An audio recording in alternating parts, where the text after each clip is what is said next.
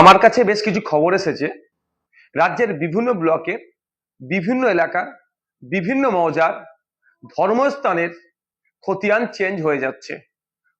ধর্মস্থানের মালিকানাও change হয়ে যাচ্ছে। যেমন মন্দির, মসজিদ, ঈদগাহ, কবরস্থান, শ্মশান, গুরুদুয়ারা, চার্চ যারা আছেন, যারা দেখভাল করেন, তাদের উদ্দেশ্যে আমি বলবো এগুলোর একটু সার্চ করে দেখে নিন, সার্চিং করে দেখে নিন যে মন্দিরের জায়গাটা ঠিকঠাক আছে না 1 নম্বর খতিয়ানে চলে গেছে, মসজিদের জায়গা ঠিক আছে না 1 নম্বর খতিয়ানে চলে গেছে। ঠিক একইভাবে শ্মশান, কবরস্থান, গুরুদুয়ারা, চার্চের যেগুলো জায়গাতে আছে এগুলো একটু লক্ষ্য রাখুন।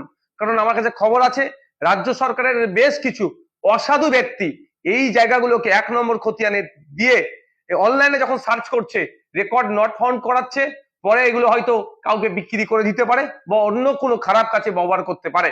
তাই আমি অনুরোধ করব সর্বধর্মের মানুষের কাছে, আপনাদের ধর্মস্থানগুলোকে সুরক্ষিত রাখুন, আপনাদের ধর্মস্থানের কাগজগুলোকে একবার ভেরিফাই করে নিন।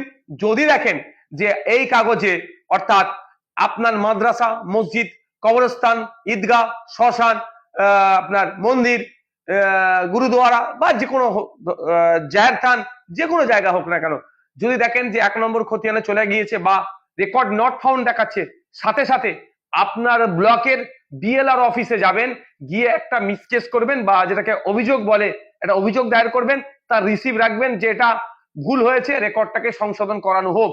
এই কাজটা ইমিডিয়েট করুন। অন্যথায় রাজ্য সরকারের বেশ কিছু অসাধু মানুষজন আছে, তারা এটা খারাপ ইন্টেনশন নিয়ে, ব্যাড ইন্টেনশন নিয়ে এই ধরনের কাজগুলো করছে, যা পরবর্তীতে ধর্মস্থানের মর্যাদা, সম্মান কিন্তু অক্ষুণ্ণ নাও থাকতে পারে।